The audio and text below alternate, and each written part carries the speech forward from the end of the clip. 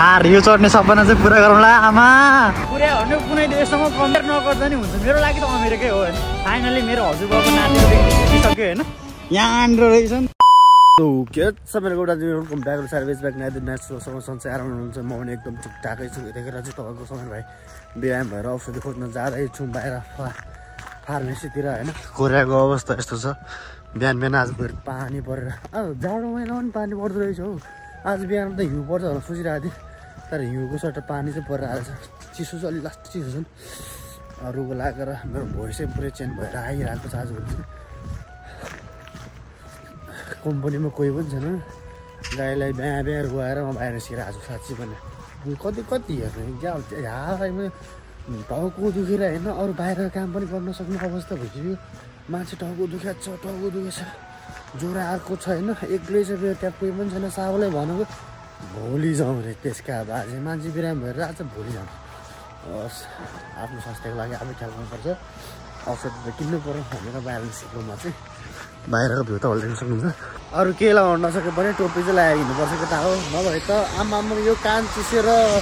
छाम्न नसक्नु हुन्छ यसो म चाहिँ बेला बेला आलु गर्नु ठाउँ चाहिँ यहाँ हो होइन यहाँनिर त सागले भेट्यो भने फेरि पाहाडहरू अहिले हेरिरहेको छ उताबाट भित्र हेरिरहेको छ होइन सो बेला बेला यहाँ वासिङ गर्न मलाई चाहिँ बोलाइरहेको हुन्छ बाहिरको काम भनेको यस्तै हो अनि फिल्ड हाउसतिर काम गर्ने साथीहरूको यस्तो प्लास्टिक लगाएर बसेको छ हामी भने यतिकै छ हाम्रो गाईमा त काम कहिले पनि बन्द हुँदैन नि त सधैँ जतिखेर चिल हो बिहान उठ्यो दिन के भन्ने गाईमा काम गर्नेको चाहिँ सायद जबसम्म लाग्छ मलाई कसैको पनि छुट्टी चाहिँ छैन होला मेरो जस्तै होला सायद मसँग अरूको पनि म काम गर्ने ठाउँमा होइन यो नयाँ काम जोइन गरेको करिब 1 महिना जति भइसक्यो आमा काम एक दिन पनि रोकेको आएन यार मलाई छुट्टीको दिन पनि काम गर्न लाग्छ क्या बरु सेलरी दिन्छ होइन म दिनको 10,000 दिइहाल्छ आउनु के हो यो पनि यता पनि ग्यारेज रहेछ दिनको 10,000 नेपाली दिन्छ कि 10,000 नेपाली पाउनु भनेको त मासुले होइन नपाउने होइन सधैँ पाइरहेको थियो र पनि अब छुट्टीको दिन काम गर्छ भने तिमीलाई अर्को 10,000 नेपाली थप गरेर दिन्छ नेपालीलाई फेरि 10,000 भनेको त यहाँ होइन नि त पैसा त आउनु धेरै पैसा हो त्यही भएर फेरि 10,000 को लोक गरेर पनि नहुने रहेछ आफ्नो स्वास्थ्य पनि हेर्नु पर्ने रहेछ बिराम भएर मर्न लागिसक्यो जहाँ त हस्पिटल जानु धेरै टाइम छैन बाहिर निस्केछ हिँडेछ यो रोडमा त भिडियो नखिचौँ यार अलि उता गएर खिचौँ हाम्रो गाउँ यता यस्तो छ केटा हो यता चाहिँ म्यानुफ्याक्चर बस्ने केटाहरू छन् अनि मेरो कम्पनी चाहिँ कहाँनिर भने उयो जस्तो देखेको छ नि त्यो जस्तो देखेकै मेरो कम्पनी हो यहाँ ठ्याक्कै देखिँदैछ अनि यता चाहिँ फिल्ड हाउसमा 3-4 जना नेपाली पनि देखिरहेको थियो हिजो अस्तिको दिन अनि त्यसपछि अस्ति फेसबुक चाहिँ जोइन भयो त्यसपछि त खै बोल्दा नि बोल्दैन अब उनीहरू नबोलेपछि हामी बोल्ने कुरा पनि भएन यतिकै छोडिदिएर हामी जास अबको 1 महिना होइन 1-2 हप्ता फाट्दै हेर्ने यो हिउँ यहाँ हेर्न नसक्ने हुन्छ आमा कम त हिउँ पर्छ हिउँ पर्नेलाई पनि फेरि के भन्नु हिँड्न त रहर त लाग्दैन थियो कि हिँड्नु बाध्य पर्ने छ नि त यहाँनिर इस फाइनल्ली आइसक्यो म चाहिँ यहाँ गुक औषधि पसल चाहिँ फार्मेसी चाहिँ त्यहाँ हो होइन तर फार्मेसी आज खुल्या छैन नि क्या हो यार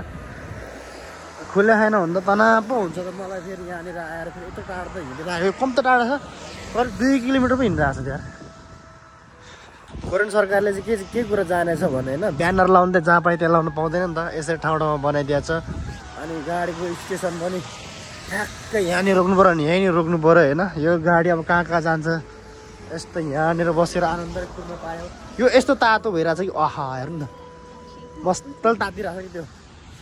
के भन्छ चाक्टो चिसो हुन्छ नि त पछि भोलि पर्छ त हिउँ पर्ने यहाँ त -25-30 भइरहेको हुन्छ 25-30 त आम्मा 25-22-23 भइरहेको हुन्छ 25-30 त हुँदैन कहिले पनि होइन 25सम्म चाहिँ मलाई थाहा छ यस्तो सागरबाट जाने केटा हो यहाँबाट बाटो काट्नुपर्ने सम्म थोरै अलिकति होसियार चाहिँ हुनुपर्छ यहाँनिर ओए बाटो खाली छ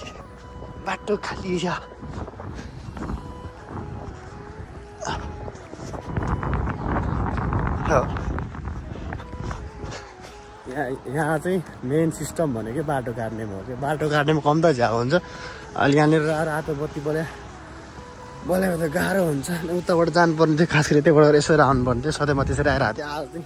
अलिकति माथिबाट यसो फनक्क घुमेर आएको किन भन्दाखेरि त्यहाँ खोलिरहेको थियो नि त मलाई धेरै त्यहाँ रोक्नु परेन गाडीहरू रोकिरहेको छन् अब फेरि औषधि किनेर बाटो जाने भनेको यस्तरी जाने सो फाइनली म चाहिँ आइसकेको छु यहाँ औषधि पसल होइन के हो मौसमी याकपिक लेखाएर यहाँनिर औषधि किन्छौँ त्यसपछि बाहिर निस्किनु त भेट्छ फेरि सो अलिकति भाषा नबुझ्ने कारणले चाहिँ अलिकति गाह्रो भएको थियो र पनि अब यति भन्नु त सकिन्छ नि त ज्वरो आएको हो मलाई टाउको अलिकति ज्वरो आएको हो किसिम पनि अलिकति बेला बेला गरिरहेको छ भन्नु कि अलिकति बुझेर होला तर के हो पनि ट्रान्समिट गरी चाहिँ दियो औषधि चाहिँ यो औषधि गएर खानुपर्ने हुन्छ केटा हो के गर्नु आफ्नो स्वास्थ्यको ख्याल गर्नु पर्यो विदेशको ठाउँमा कोही पनि जानु केयर गर्नु अब यहाँबाट फेरि जानुपर्ने हुन्छ बिस मिनट हिँडेर आनन्दले के गर्नु कोही पनि छैन साथीभाइ आफ्नो के भन्छ खाना पकाउनु पर्ने छ गएर फेरि आनन्दले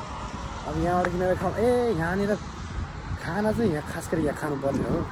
तर आज बाहिरै खानुपर्छ जस्तो लागेछ यो अब यो खाएर गएर नेपालबाट चाहिँ हामी चाहिँ कोरियन भाषा पास भयो भनेर के भन्छ भाषाको लागि खासै वास्ता पनि गर्दैनौँ होइन यहाँ आएपछि आफ्नो लागि पनि धेरै चाहिन्छ कि भाषा चाहिँ होइन साउसँग झगडा गर्नुलाई भाषै चाहिन्छ बाहिरतिर औषधिहरू किन्नुलाई बाहिरतिर कहाँ बस्छ नि यताउति गर्नुलाई भाषै चाहिन्छ मेरो एकजना साथी छ होइन त्यो अहिलेसम्म पनि मसँगै आएको त्यो पनि मभन्दा 3-4 महिना अगाडि नै आएको सायद होइन त्यो मान्छेले अहिलेसम्म बस चढ्नुलाई आउँछ कि न ट्रेन चढ्न राम्रोसँग आउँछ म ट्रेन चेन या दुनियाँमा कसैले सिकाउनु परेन कसम भनेको होइन म त्यतिकै पनि भन्दिनँ अहिलेसम्म मलाई कसैले सिकाएको पनि छैन होइन अहिलेसम्म सिकाउनु पनि पर्दैन कि यार बस चढ्नुलाई गाडी चढ्नुलाई त्यति सहिलो हुन्छ मलाई चाहिँ तिनीहरूले चाहिँ खै के भएको पनि एक गरेर मलाई हेरिरहेछ अब यहाँ खाना खानु पऱ्यो खाना खाएपछि आनन्दले घरतिर जान्छु आशाले सो अब चाहिँ यहाँनिर खाना खानु केटा हो के हो यो यहाँ चाहिँ के छ भन्दाखेरि आफूले जति पस्केर खायो भने आफ्नो लागि के भन्छ एक छाकको खाना के भन्छ पैसा काट्छ होइन जति खायो भने के पेटभरि खाऊ आनन्दले खानु मिल्छ यहाँ चाहिँ बुफे जस्तै हो जबसम्म लाग्छ होइन के लेखा बुफे नै लेखा रहेछ हाम्रो चाहिँ र खाना खानेकुरा मासु चाहिँ पाइँदैन अरू कोरियन खाना चाहिँ पाइन्छ भनौँ न यतिसम्म पाउनु ठिकै हो आफै घरमा रुममा गएर आफैले पकाउनु पर्ने हुन्छ अनि आज त नपकाऊँ औषधि खानुपर्छ छिटै 12 बजी भनेपछि 12 बज्नु आइसक्यो यतिखेर जय नेपाल अब खाना खाएर बाहिर निस्किनु पर्छ फेरि चाहिँ यिनीहरूले पस्केर दिँदैन आफै पस्केर खाने हो के हाल्यो आफूलाई पनि थाहा होइन खिम्ची सिम्ची मलाई कोरियन खानामा चाहिँ अलिकति मिठो हुने भने कि यो मासु झोलवाला मासु हो होइन तर अरू बेला चाहिँ मासु पाउँदैन आज चाहिँ मासु रहेछ सो फाइनली यहाँबाट चाहिँ यहाँ चाहिँ खाना खाएर सिद्धिसक्यौँ होइन बुफेमा खाना अब त्यस्तो साह्रो मिठो थिएन अस्ति चाहिँ मासु थिएन मासु दिनु होला सोचिरहेको थियो तर मासु चाहिँ रहेछ अस्ति चाहिँ मासु थिएन रहेछ पो त्यही भएर मैले मासु चाहिँ दिइरह होला सोचिरहेको थिएँ तर बुफेमा मासु दिँदो रहेछ अरू बुफेहरूमा चाहिँ के भन्छ साङ्गे साल कमाउने बुफे हुन्छ कि तिनीहरूको ठाउँमा चाहिँ यस्तो खाइन्थ्यो कि मासु त आमा पुरै छोड्थ्यो मासु भन्नु जस यहाँको बुफेमा चाहिँ अब खाना मात्रै छ खाना त्यति साह्रो महँगो पनि रहन्छ अरू ठाउँमा त्यही अब मारन जति 14,000 जस्तै लिन्थ्यो तर यहाँ 7,000 कि 8,000 लिँदो रहेछ त्यस्तो साह्रो गाह्रो पनि छैन अस्ति चाहिँ चावल किनेको भएर त्यो खासै याद गरेन मैले चाहिँ यति वर्ष भनेर आफै भन्दाखेरि गाह्रो हुन्छ नि त अब त्यही खाना गएर उतल जिएसमा गएर किनेर खायो भने 14-15,000 तिर्नु परिहाल्छ त्योभन्दा बरु ताजा खायो त्यहीँनिर गएर आनन्दले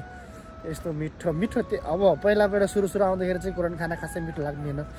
आजभोलि त कोरियन खाना त के भन्नु यहीँ खोले त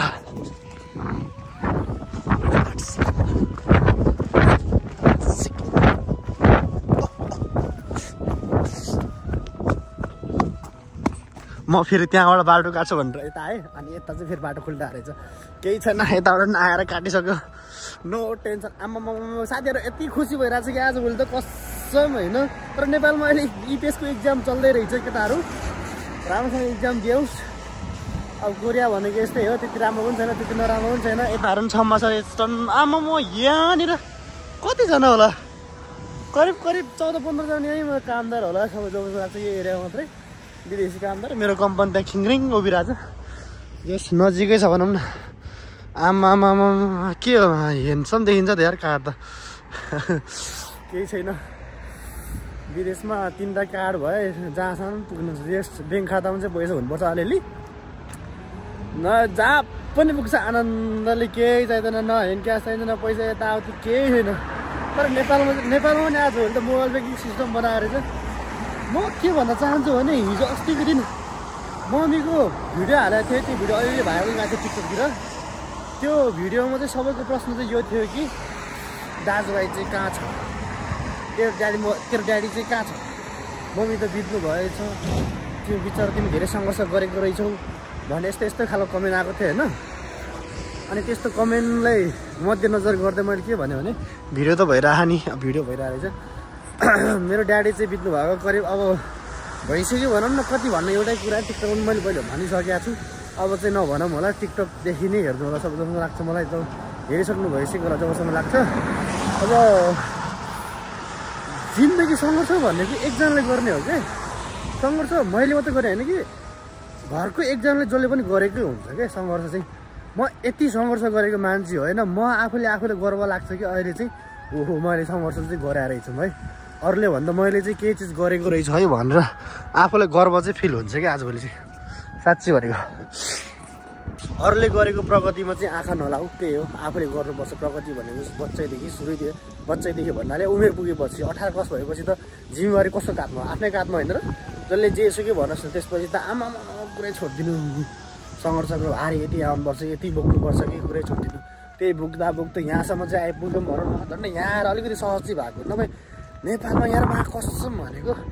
त्यो काठमाडौँको गल्ली म कति हिँड्यो होला, मसँग इपिएस पढ्ने साथीहरूले सोध्यो कि अहिले पनि म लाइभ बस्दाखेरि एकजना मसँग इपिएस पढ्ने साथी चाहिँ कहिले पनि त्यो मान्छे होइन म लाइभ इन नगरीसम्म हेरे गर्छ कि, नाम चाहिँ अहिले भन्दिनँ, नाम भनिहाल्यो भने फेरि भाउ बच्छ होला केटाहरू, त्यस्तो चाहिँ नखोजिदिनु होला। त्यही हो, अब चाहिँ त्यही हो, आजको भ्लग यति नै भन्न चाहन्छु। नेक्स्ट भिडियोमा भेटौँ, सबैजना सन्चै रहनुहोस्, गुड रहनुहोस्। म त बिरामी छु है, अब कमेन्ट लेख्नेलाई गेट वेल सुन भनिदिनु। त्यही हो, मेरो लागि त्यति नै भयो भने पुग्छ। औषधि लिएर आएको छु, मेरो स्वास्थ्यमा आफै ख्याल गर्छु। तपाईँहरू आफ्नो स्वास्थ्य आफै ख्याल गर्नु होला। जय नेपाल, सबैजना सन्चै रहनुहोस्, बाई।